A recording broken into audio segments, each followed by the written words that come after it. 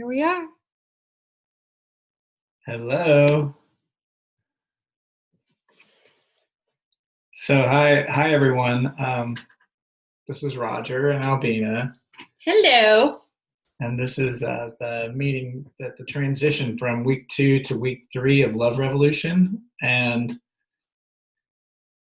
this is like a week that is exciting to me because this is when you get to consciously step into choice around what you've seen and what you'd like to do from here. In fact, the title is called "What's Possible from Here: Living Life Full Out." So what I'm curious about for everyone is that some of these messages maybe felt like they were right for you, maybe all of them. Maybe some of them challenged you or frustrated you. I'm curious as to sort of what has come up for you and what you've learned. Mark's on the phone. Maybe we just put him on the spot and ask him what's come up for him. Mark, what's come up for you in this last 2 weeks, and what has resonated with you? What's challenged you, and what choices have you become conscious of you want to make going forward? Is he on mute? So you just have to come off of mute, Mark, and tell us what's up. I think we just keep going. No? He's not muted. Can you hear us, Mark?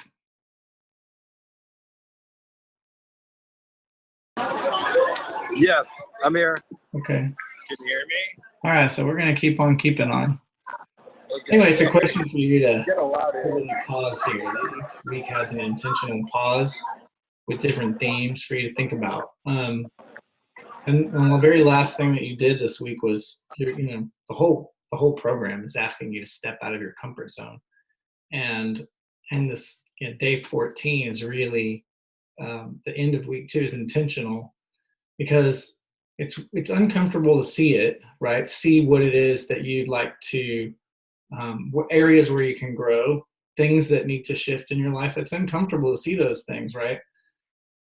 What can be really uncomfortable is doing something about it. Most of us know already on some level what it is that we need to do. This program just helps draw that out and make it more clear, crystallizes it. And the real challenge is, what are you going to do about it? And that's what this week 3 is all about. It's about making conscious choice and taking conscious action so that you can step into your most powerful self, that you can lead a love revolution. That's really what this week is all about. So I invite you into that space, like to just kind of take a conscious pause right now and see, like, what is it that has come up for me? And I talk about in this book earlier that where your resistance is, where you're feeling like and maybe where you're trembling or where you're nervous and like kind of a little excited and yet a little bit fearful. That's actually where the growth is. That's actually the really good news. It's the arrow pointing the way. The thing that you thought was in the way might be the way. So I invite you into that space just to see it a little differently. Not as bad news, but as good news. That, like I talked about last week, like bring stuff into the light.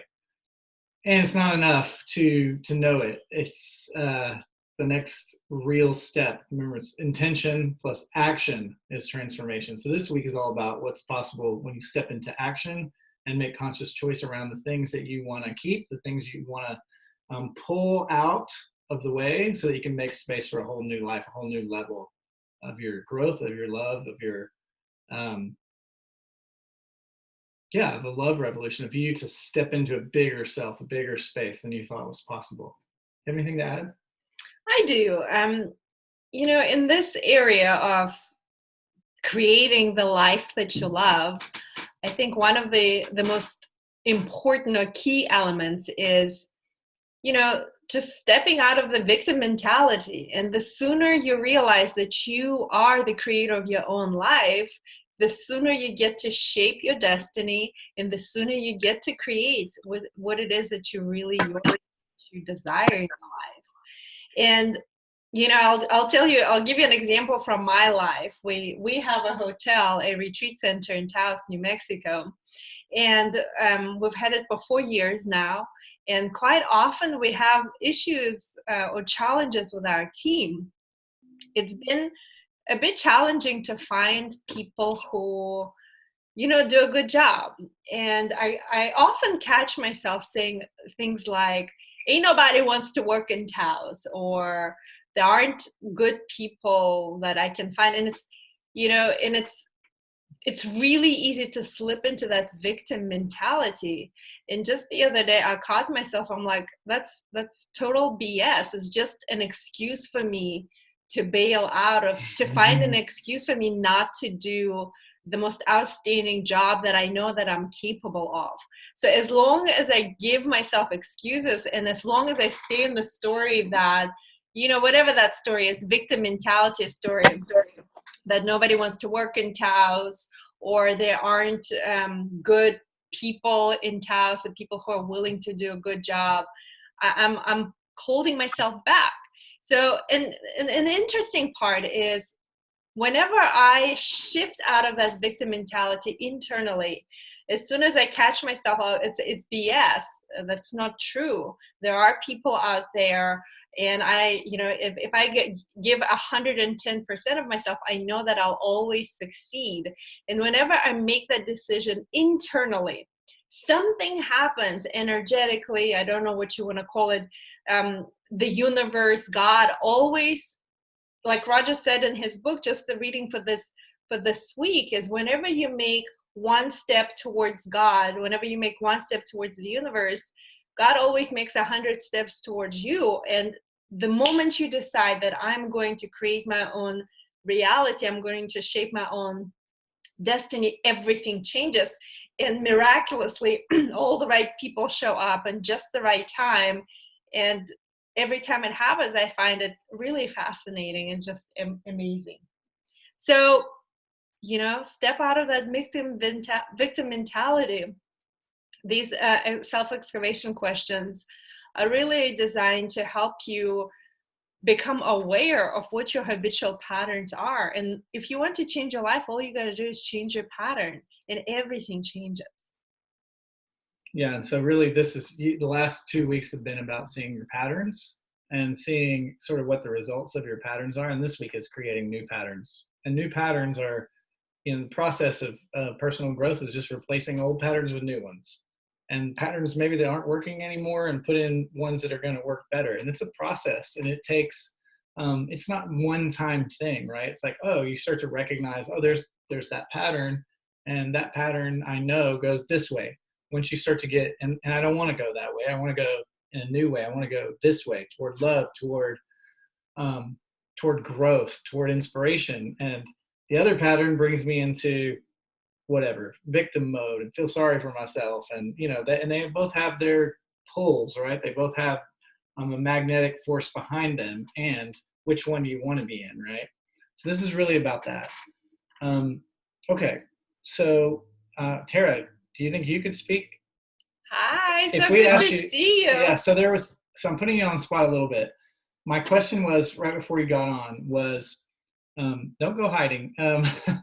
Right before you got on, I asked, you've spent some time with this program, and I wanted to ask, what so far has resonated with you, and what have you seen that is an opportunity for you to work on? Yeah, not to be put on the spot. So I think this whole journey of seeing your pattern is something, I think this works out really well from going from the retreat into trying to bring it back without you guys there every day and being away from everything. It's now being back in, my space, and seeing how I allow external forces or my own perception of, if things don't go a certain way, everything is ruined. And I self-sabotage or, miss out on things because of being the victim of what oh no, there we go. Keep going. Like even last week, for example, I, well, so now I'm pregnant, and for me, that's a struggle because as a child, I had a lot of issues with weight and body image and acceptance. And then, you know, through a lot of years of self-work and growth, getting to a good place where I can live in a good space, I can exercise, I can feel good, and realize it's myself putting these kind of weird perceptions. No one judged me for, you know, how I looked. I think it was just how I acted because of how I thought people perceived me. And so now, as I'm growing into this body, is trying to accept that again in those changes. I mean, I went from being in probably a really good peak fitness shape of my life, and then getting put in this bubble of like, oh my gosh, like when I came back, for instance, like I went to my yoga studio to keep up with the yoga, and I couldn't get through the class. I got really dizzy and hot and sweaty. It was hot yoga. And then my doctor said, you can't do the hot yoga when, you know, you're pregnant. And that's all my studio had. Yeah. So I stopped, and I tried to do it at home, and I couldn't do it. And then I felt kind of this feeling taking over of almost like the victim again of like, oh, I can't do all of these things. And instead of finding ways to come out of it, I get more into my head. And last weekend, even my sister had wanted to do something with me. And I think I just kind of didn't feel like I was in the right space to be able to go. So I withdrew. And I know that's a pattern I have, is instead of going out and doing things, I get in my head and I stop myself from doing things, and I miss out on opportunities instead of embracing the joy and the love and the energy. And this week, actually, because I was, and that's the thing too, I think it's trying not to get disappointed when I see it, but trying to come out of it and think of ways to make it better. So I actually just got home 5 minutes ago from my sister's house. So we went out and did all of the things. We carved pumpkins, and, you know, it was nice. Like, instead of me being like, oh my gosh, she's going to see me and be like, oh my gosh, what's happening to you now that you're, you know, like, I feel like I've kind of let myself go, but I feel like I'm just, that's the natural process. I think I'm just trying to get used to it. And I walked into her house, and she was just like, oh my God, you know, overwhelmed with the joy of the pregnancy and being here and being a part of it. And I realized, like, wow, I missed out on like a potentially good opportunity because I didn't think I looked good enough or felt good enough, or, you know, wouldn't get the perfect picture or the perfect moment. Well, let me stop you right there, Tara, because you just said like some really important stuff that I think a lot of people can resonate with. And, you know, you'll have to tell me, Albina, but like, you know, there's a lot there. That's not an uncommon story, especially with becoming pregnant and body issue stuff. But I think bigger than that, which is also like, that's a very common thing. But I think bigger than that is that, you know, we all have patterns that come from way back that are self-sabotaging, that and there's a cost to them, right? The cost of your pattern was you withdrew. It causes you to withdraw from people who love you and who could support you through how you're feeling, right? And in fact, like you said, exactly what your sister ended up doing, right? And so our patterns, our tendencies have a cost, right? And what I'm really admiring is that you recognized it, even saw the cost. You were cognizant, right? You're sort of this process of bringing it into the present. And in that moment, when you recognize it, this is a chance for you to celebrate, because now you're growing. Like, oh, there's that old pattern, and we could start beating ourselves up, right? The Buddhists call that, like, the first arrow is the one that stings you, right? But it's the ones that we shoot on top of that one that really end up hurting us, because then it's the thing that we do to ourselves over and over about the thing that first initially hurt, right? Maybe the thing that hurt was, you know, for some reason you felt, you know, a particular way about your body, but then you started doing all the damage from then on was what you were doing to yourself. And we do that. So the beauty of becoming aware is that now you can see it and have compassion for it and actually celebrate. Like, look at how much I've grown. instead of doing this for weeks or months or years, all this process, this shift all happened within the course of how long? Like a couple of days, a week? Well, yeah, even yesterday, like we had to go to a friend of ours, their child had a birthday party. And there are times when I've said to my husband, just go take the kids, I'll stay home. Mm-hmm. And I know I could have easily said, like, I'm super tired, like I cannot go, I just need to rest. But I went, and then we ended up having the best time last night and actually stayed till like almost like 11 o'clock with the kids, because just staying up with the parents, like playing games and like board games and just laughing and having fun and getting out of my head and not missing out on these things. And I think that's, and we talk about, I wanted to bring joy home and I want to have joy in my life, but I'm the one that has to be present for it. I can't shut myself out from these experiences, because I miss out, and then that creates a whole nother pattern or another cycle. Want to go down that road. It is. So this is really great work, Tara, and this, you're perfectly modeling. I'm going to put you, if you don't mind going back on mute. You're perfectly modeling the exact process of this book that's intended to uncover. It's intended to uncover what your patterns are, and then instead of beating yourself up about, oh gosh, I have all these terrible patterns, right? No, it's intended to create tools for you to shift from your patterns. Because I don't know if you remember from the very first week, the goal isn't to go searching out for love. The goal is to remove the obstacles within you that prevent it, right? And so often it's, love is all around us. Your sister, your friends, family, people are like trying to love on us, and we're not letting them, because we don't, our patterns are telling us that we're not worthy of it or something, And so then we fulfill that pattern by cutting ourselves off and then feeling sorry for ourselves and moving down the line, right? And it just keeps going. But the good news is that we're through this process and through our own personal growth work, whether it's through this or something else, you actually get the tools to do this faster. It's not a one-time thing, and you know that. It's like we still do it. We've been working on this stuff for 20 years now. And the timing, though, the time of it, we get quicker. Like we see it sometimes before it actually causes any damage, right? It's like, here it comes. We're like, try to ninja it out, but not always. Sometimes it hits us, right? And then we're like, oh, okay, here's that pattern. Here's what it cost me. Like how being explained, right? And so the beauty of it is this is a lifelong process. And this book is intended to give you tools to bring awareness in. And then once you have the awareness, now you have the possibility to take action. And that's where this week is.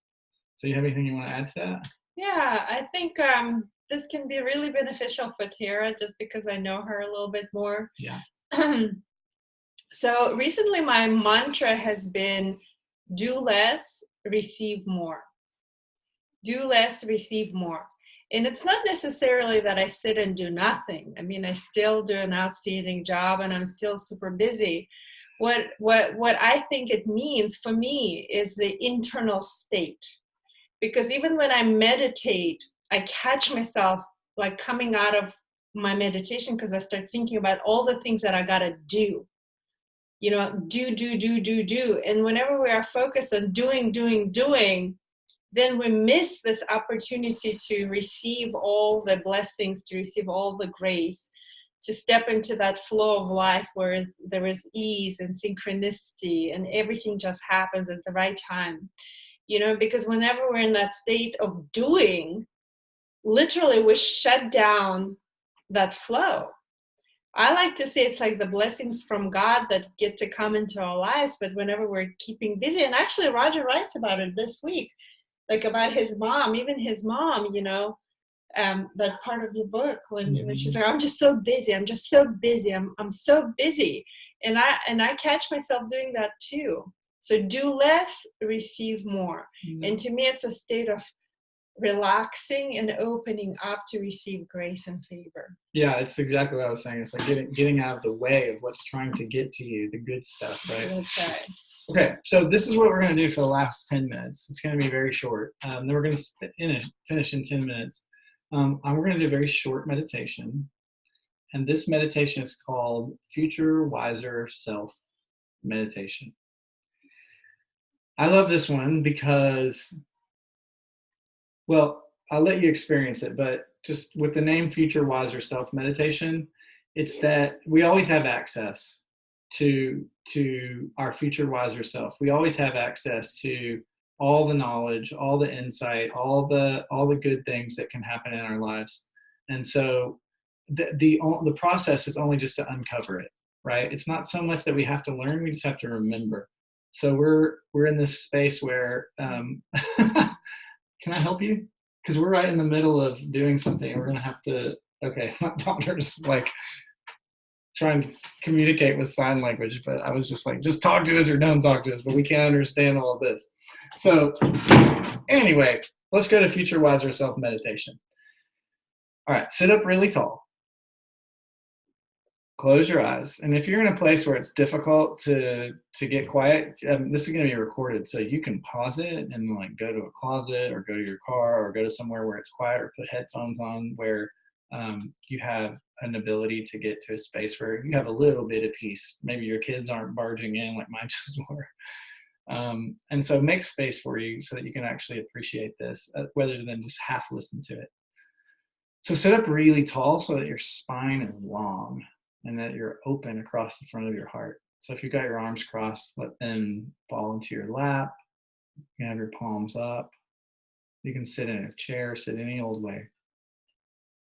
And then exhale all of your breath out. So you just clear everything out.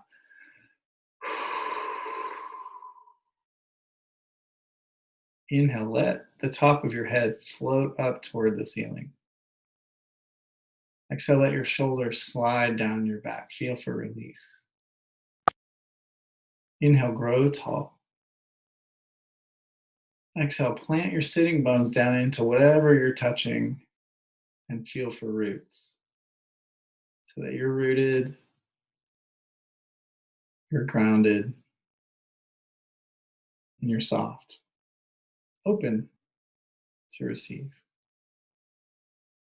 Soak breath across the front of your heart, across your collarbones. Exhale, feel for tension just sloughing off. Do that a few more times. Inhale, feel for earth, for calm, for support. Exhale, feel for softening.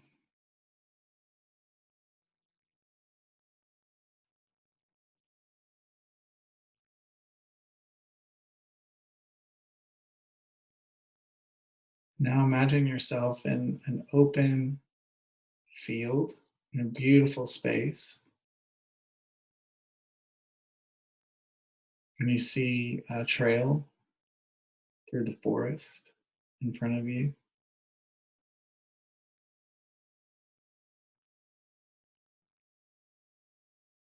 And in front of that, at the front of that forest, you start to see a light.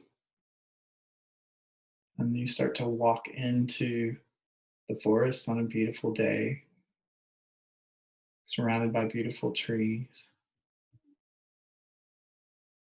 Sunlight glistening through the leaves. And you're walking. Just notice everything that you see, everything you experience.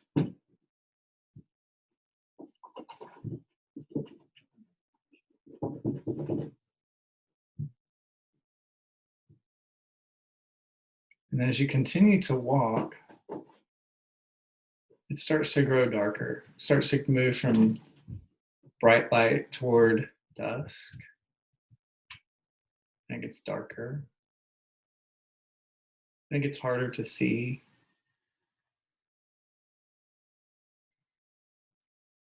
And it starts to become foggy, so you can't see the path anymore. And then suddenly you stop. And you know that the trees and the path are there, but you can't quite see. Just feel what that feels like.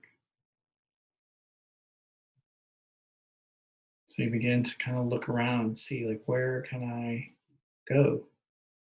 What's the next step?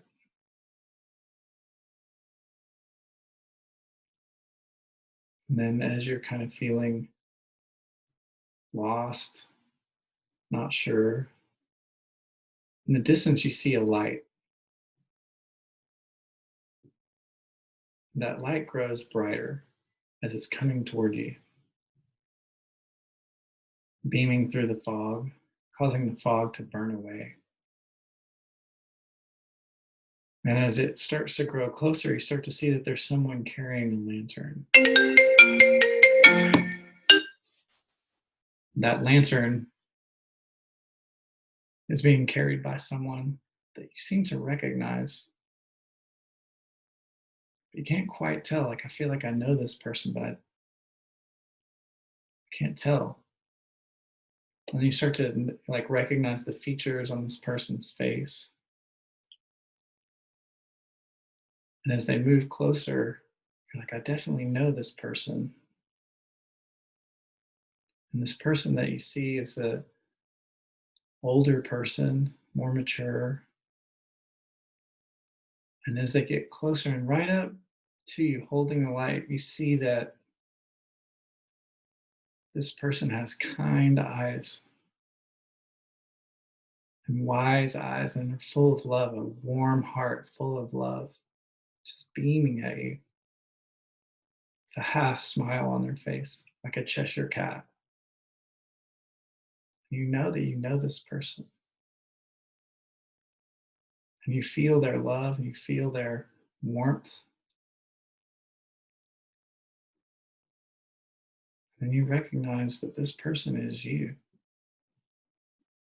This person is your future wiser self. Someone who's lived your whole life, even your future life, all the way to the end. This person has seen all that you'll see in your whole life and already knows all that you'll learn in your whole life, has had all the love that you'll experience in your whole life, has known every person that you'll know your whole life, has gone down all the roads, and has come out the other side to the end. And right now they're looking at you with so much love. And they're transmitting all that wisdom, all that love to you just through a look, as if to say, it's going to be okay. Feel that. As you're experiencing that, now this future wiser self steps right into you. And now your future wiser self is inside of you and you're holding the light. Feel that. You know all that you need to know. You know all the steps that you need to take. You have all the wisdom of your future wiser self right here, right now. And then as you look up, notice that all the fog is gone and it's bright and clear. And you're in a clearing in the forest. And all these different paths are open to you. And there's no wrong path.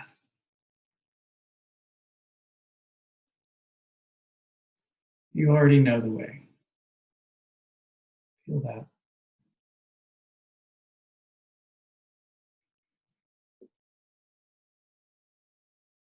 Feel the love, feel the knowing, feel the experience. Feel the possibility.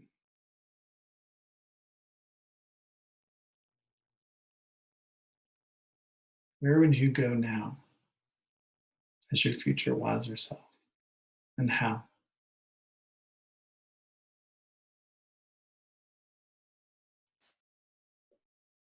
Bring your hands to your heart. Exhale everything out. Inhale, stretch your arms up to the sky, reach up. Exhale, land your hands at your heart. Namaste. And open your eyes. If you have a chance, right now would be a really great time to write down whatever came up, what you experienced. I would leave you with this. Albie can add anything that she wants, is that you already know. You already have that in you. And as this week is intended for you to step into what you know and start making conscious choices around what you know. And so as you read that, as you read this week and as you do the work this week, know that you have your future wiser self in you already. You just need to remember. Do you have anything to add? Okay. Have a great week. And we'll check in one more time at the end next week. And we love you. Bye. Bye. Love you too. Bye, Mark. Bye, Mark. We love you. We love you, Tara. Bye-bye.